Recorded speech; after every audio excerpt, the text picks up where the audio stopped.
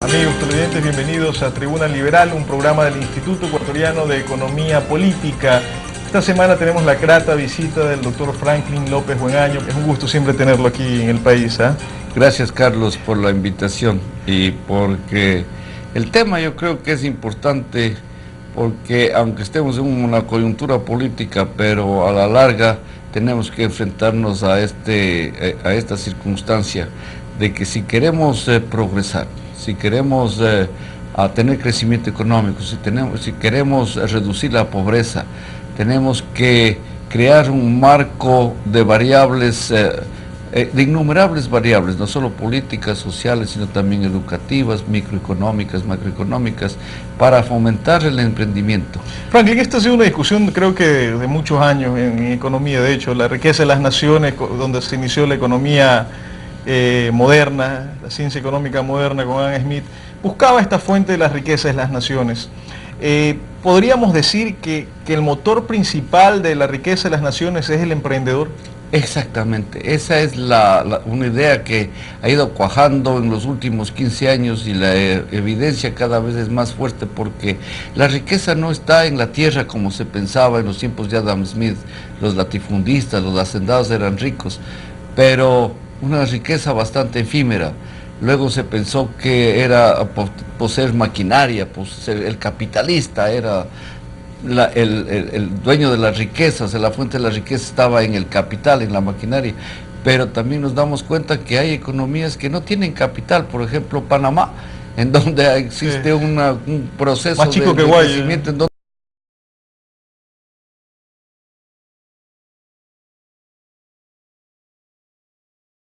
en el conocimiento. O sea, un hacendado era rico porque sabía hacer producir la tierra, no porque tenía la tierra, sino porque sabía hacerla producir. Un capitalista era rico porque también sabía hacerle producir. Y la innovación, el nuevo conocimiento es lo que genera nuevas fuentes de riqueza.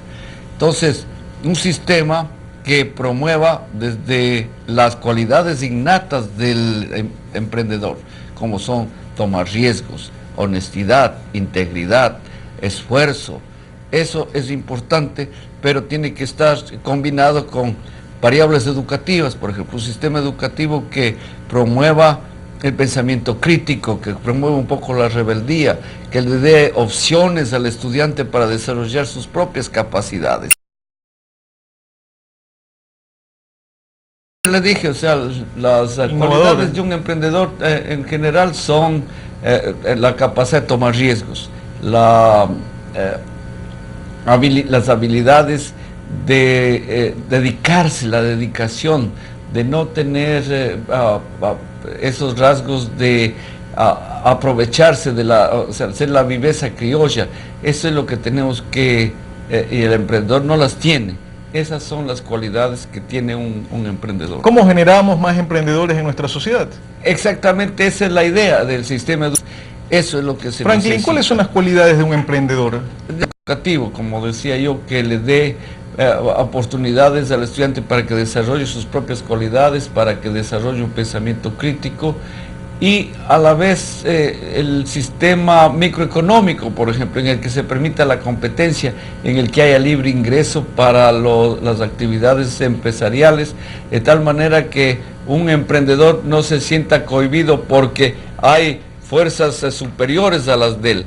Y eso se necesita un marco microeconómico en la competencia, o macroeconómico también de estabilidad monetaria, en la cual el emprendedor pueda realizar cálculos económicos, pueda proyectarse a largo plazo y pueda tener, o sea, la visión que normalmente tiene un emprendedor, pueda realizarla porque existe un marco político, regulatorio, en el cual se protege la propiedad intelectual, y esas son las condiciones que tiene que una sociedad generar para que hayan más emprendedores. Franklin, yéndonos un poco a marco teórico anterior, hay una gran discusión con respecto a esto del emprendedor y si este tiene su origen en un tema cultural o un tema institucional. Algunos dicen que algunos países la cultura no está predispuesta para el emprendedor, otros señalan que la cultura genera al emprendedor, y hay otra posición que es la institucional, que dice que el marco institucional macro, como le has llamado, en el país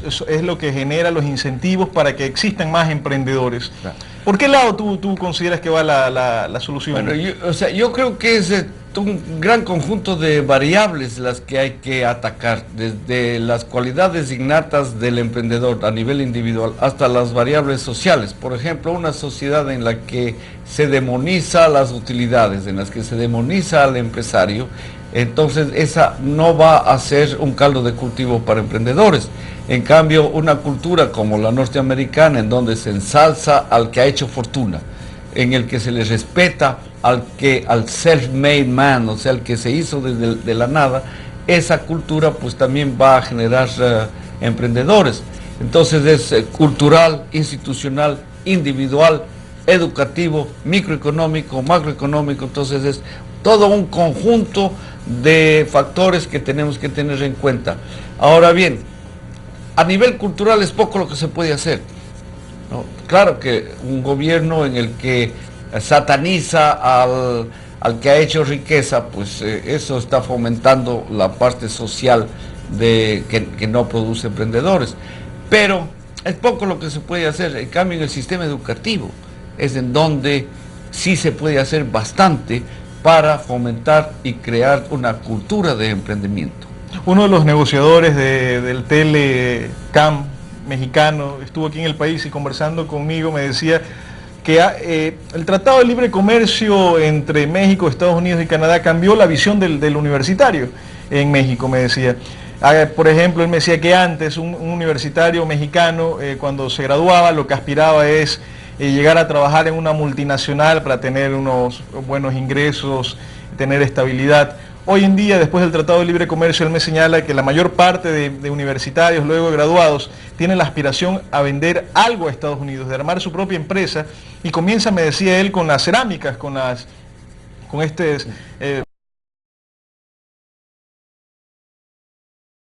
la mayor parte, me señalaba este negociador mexicano.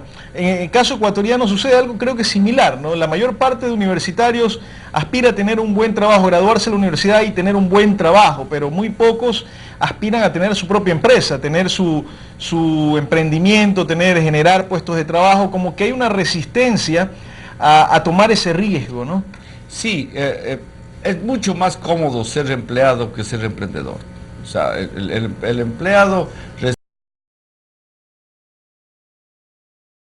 mensual y no tiene mucho que preocuparse a menos que haya circunstancias muy adversas. Y en el país, por ejemplo, el código laboral fomenta precisamente que la persona busque un salario que está reemplazando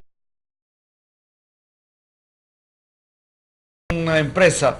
Se le hace difícil, primero porque las dificultades de comenzar una empresa. Entonces en el recibe un ingreso, un salario quincenal. En el país tenemos como 165 pasos que hay que tomar para formar una empresa. En otros países en un día se puede hacer una empresa. Aquí hasta por internet se hacen algunos, en Panamá. Aquí en cambio tenemos como 5 o 6 meses para comenzar una empresa. También es la parte financiera. O sea, para comenzar una empresa uno necesita tener unos ciertos fondos, necesita financiar sus operaciones y aquí hay muy poco capital de riesgo. Aquí no tenemos, por ejemplo, con los Estados Unidos el mercado del centavo, en donde empresas se registran en una bolsa de valores y emiten acciones por 1 centavo. Y hay gente que invierte $1000 porque ahí son $100,000 de que se llega a valor $1 la acción.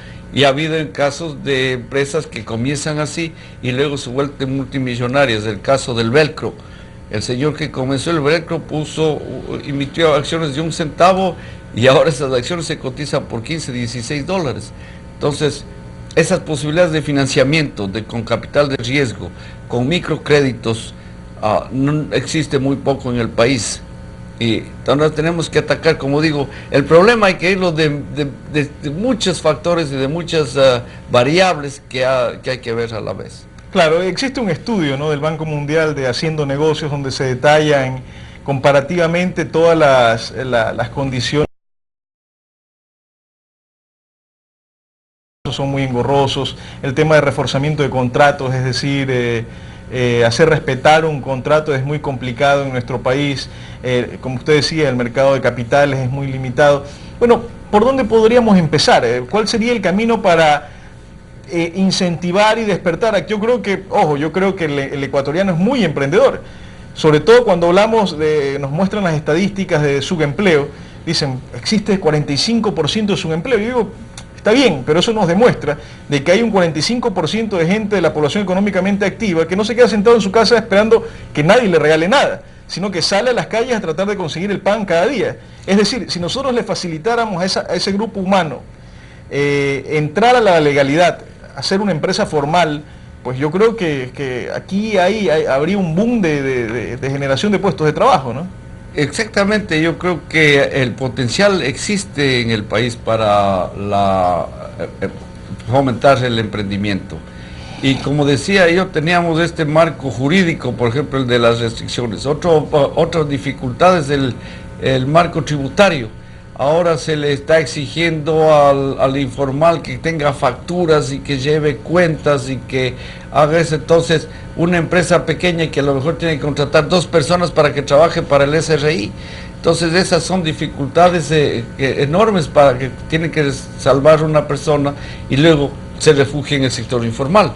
Entonces, es preferible que hacer mis operaciones sin que tenga yo que pagar una licencia o que yo tenga que conseguir un permiso, o simplemente me financio con el usurero, el chulquero, que es el que le presta, y de esa manera el emprendedor tiene unos costos altísimos para emprender. Entonces tenemos que reducir esos costos, reducir la tramitología, simplificar el sistema tributario y, como decía yo, también la parte educativa, la parte de la macroeconomía también, porque esa incertidumbre que se crea en el país frente a estos problemas políticos hace que mucha gente, prefiero irme al exterior en lugar de aquí dedicarme a hacer una empresa o a tener un poco más de tranquilidad.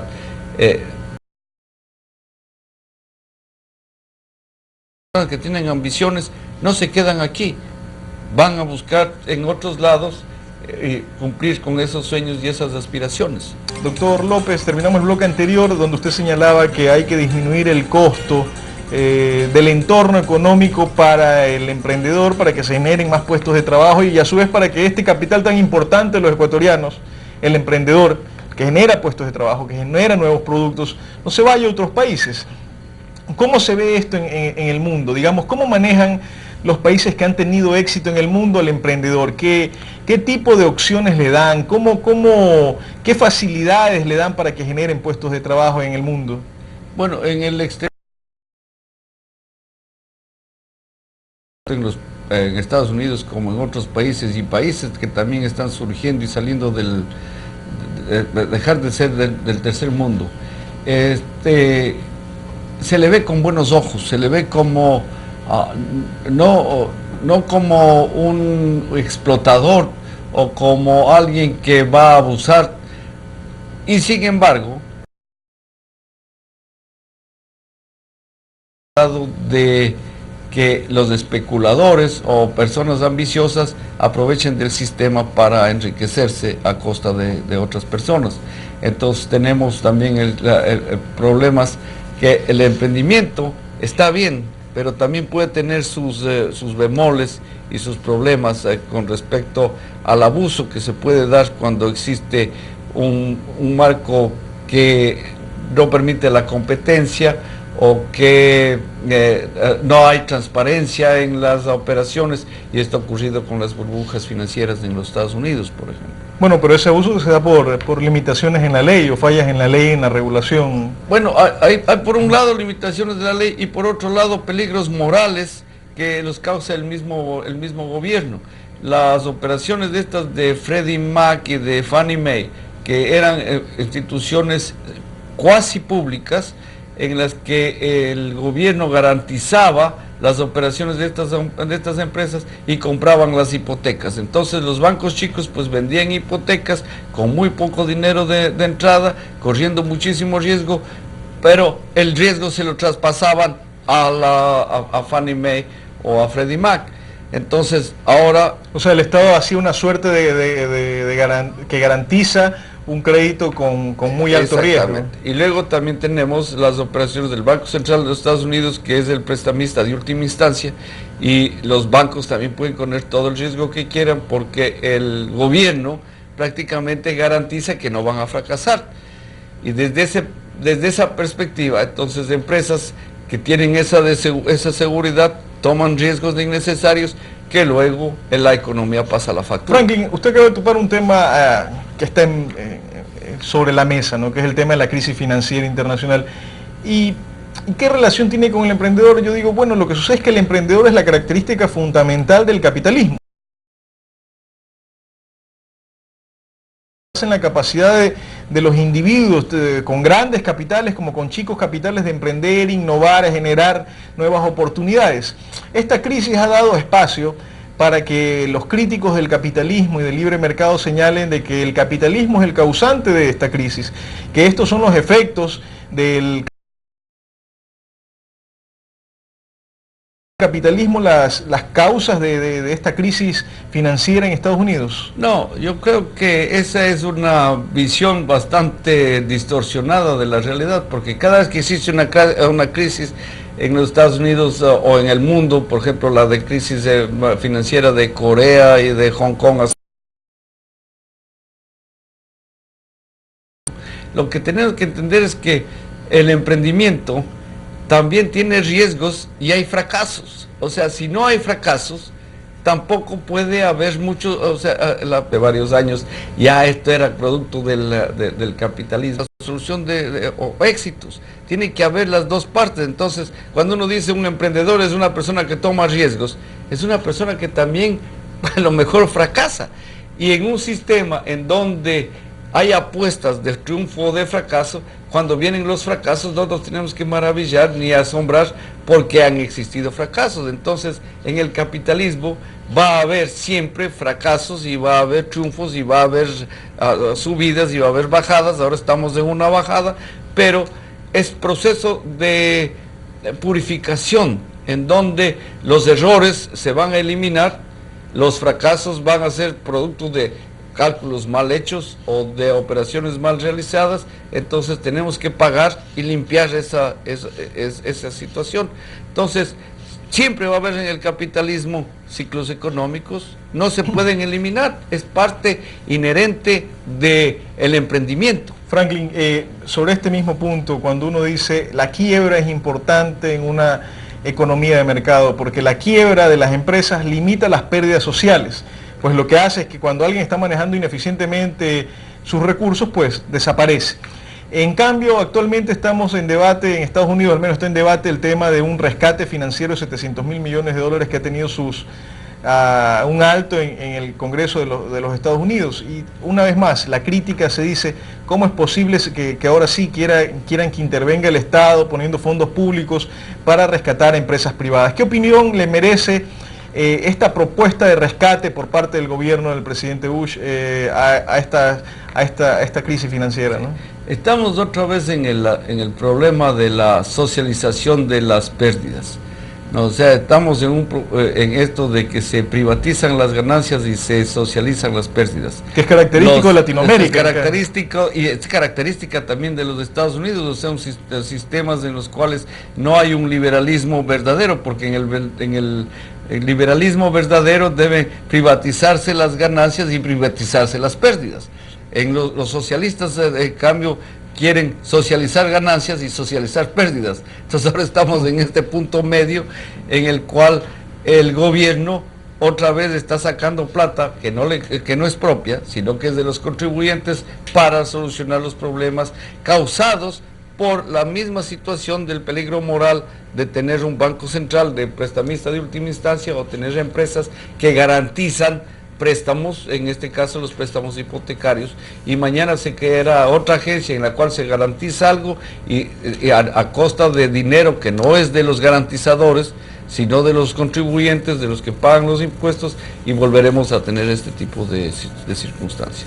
Es decir, ¿usted no está de acuerdo con el rescate que propone el presidente Bush? Yo creo que hay que mirar muy de cerca a cuáles son los peligros morales, porque tampoco podemos en este momento dar vuelta atrás. Ya se tuvo esta situación y entonces tenemos que también prevenir de que no haya pánicos en los mercados, porque podría venirse una catástrofe financiera como la que ocurrió en los 30, pero este debería ser motivo para reflexionar, para ver en dónde están los peligros morales causados por el gobierno que permite que ocurran este tipo de situaciones. Sí, porque uno de los analistas, o uno de los muchos análisis que se hacen sobre las causas de este problema, es porque la Reserva Federal mantuvo durante muchos años a un 1% la tasa interbancaria, o sea, artificialmente baja la tasa interbancaria, ¿no? Y de ahí la génesis de todo, e inyectó mucha liquidez, es decir, dinero sin respaldo a la economía, y la génesis de toda esta crisis de las hipotecas, ¿no? Claro, tenemos también que mirar, por ejemplo, que otro de los factores que influyen en esta crisis es el excesivo gasto fiscal de los Estados Unidos.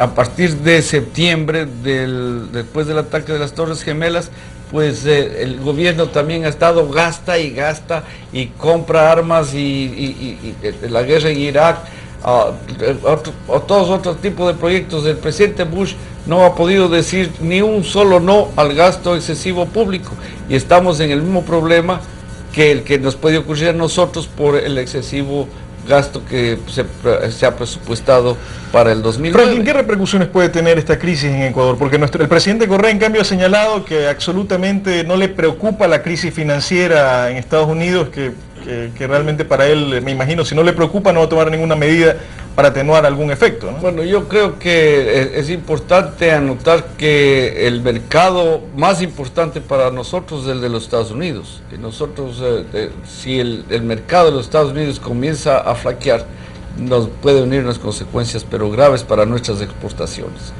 También los créditos se van a encarecer, porque los créditos se van a encarecer para todo el mundo. O sea, lo que ha habido es un exceso de liquidez, y ese exceso de liquidez se está esta vez restringiendo. Entonces va a haber un aumento, encarecimiento de los créditos y un endurecimiento de las facilidades de crédito que podemos conseguir los ecuatorianos. O sea, no es que no nos va a afectar, nos va a afectar, y nos podría afectar, pero de muy mala manera. Y por eso es importante tener más bien una economía sólida, bien administrada, y no con los desperdicios que siempre ocurre en un Estado, en una situación, en una nación en donde el Estado maneja muchísimos recursos. Franklin, ya para terminar, ¿qué mensaje quisiera dejarle al emprendedor, que yo lo considero un héroe en este país, dado todo el entorno de dificultades en el cual se desenvuelve? ¿Qué mensaje quisiera dejarle a los ecuatorianos emprendedores en caras al futuro? Yo quisiera que los ecuatorianos, los emprendedores ecuatorianos, salgan a las calles con un mensaje que diga: déjennos hacer, nada más. No hagan nada por nosotros, simplemente déjennos que nosotros, los emprendedores, hagamos lo que queremos, nada más. Este es el mensaje del doctor Franklin López Buenaño: déjennos hacer, déjennos trabajar, déjennos producir, déjennos generar puestos de trabajo, déjennos generar bienestar, que ese es el rol social del emprendedor. Y los emprendedores son los que generan bienestar en una sociedad, no es el Estado, no es el gobierno. El Estado y el gobierno lo que deben es marcar la cancha y disminuir las dificultades, disminuir los costos, para que tengamos más y mejores emprendedores. Emprendedores no solo son los grandes empresarios, emprendedores son todos aquellos que salen todos los días a la calle a producir, a comerciar, a generar puestos de trabajo. Ahí están las oportunidades de nuestro país. Cuidado, perdemos más oportunidades, cuidado, perdemos más el tiempo en discusiones políticas espurias, en vez de ir a lo realmente importante, que es permitir que los ecuatorianos tengamos la oportunidad de desarrollarnos y vivir mejor en nuestro propio país. No tengamos que ir a buscar oportunidades afuera.